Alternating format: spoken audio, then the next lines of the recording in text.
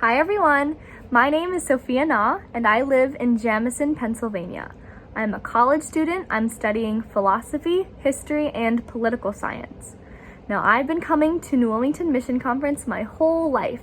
I look forward to it every single summer. Some of the things I love about New Wilmington Mission Conference are the ways that they teach you about mission work. If you don't know, mission work is serving others, and in doing that, you serve God.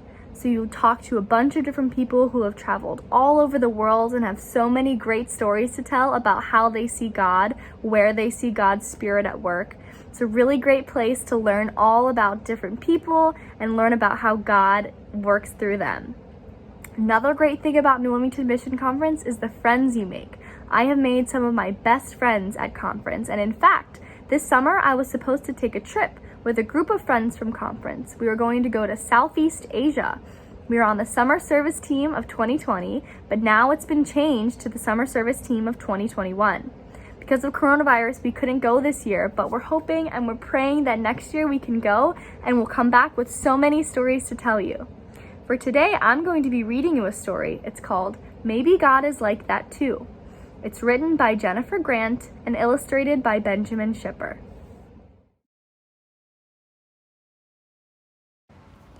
I live in the city, where the sidewalks and subway cars and buildings and buses are packed with people. But I've never seen God before.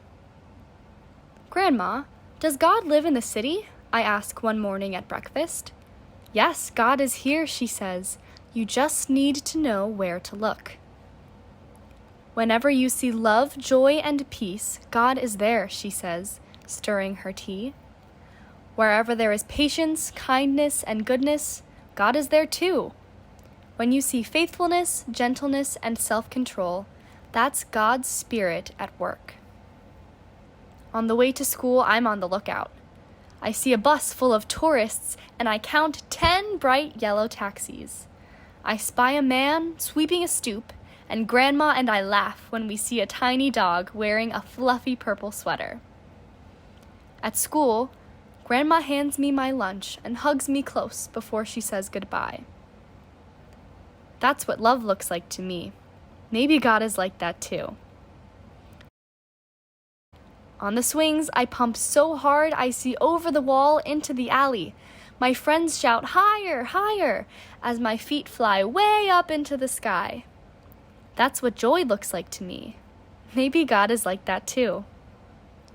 Outside, car horns blast and sirens scream, but my classroom is quiet and calm. That's what peace looks like to me. Maybe God is like that too.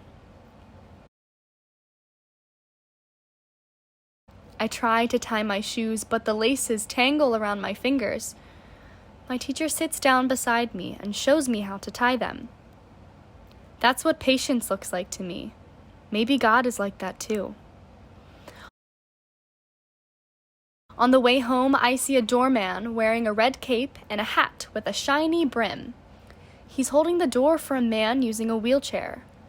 The man moves very slowly, and the doorman chats with him and smiles. That's what kindness looks like to me. Maybe God is like that too. While I'm setting the table for dinner, there's a knock at the door. It's our neighbor from downstairs bringing us a loaf of bread. It's golden brown and warm and wrapped in a thin white towel. That's what goodness looks like to me. Maybe God is like that too. After dinner, I work on my homework while Grandma stands at the kitchen sink, washing dishes and humming to herself, just like she does every single night. That's what faithfulness looks like to me. Maybe God is like that too. At bedtime, Grandma sits at the edge of my bed, singing me a lullaby and stroking my head. She tucks my blankets up close around me. That's what gentleness looks like to me. Maybe God is like that too. I lie in bed watching the curtains flutter.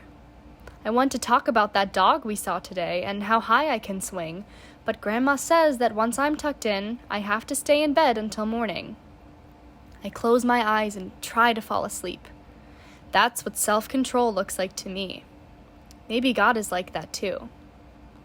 I saw God over and over again today, whenever I saw love, joy, and peace, and wherever there was patience, kindness, and goodness. When I saw faithfulness, gentleness, and self-control, I saw God's Spirit at work. I don't see God the way I see my friends, or the streetlight, or the river, but I see signs of God's Spirit all around me right here in the city. I know what God is like. Maybe I can be like that too.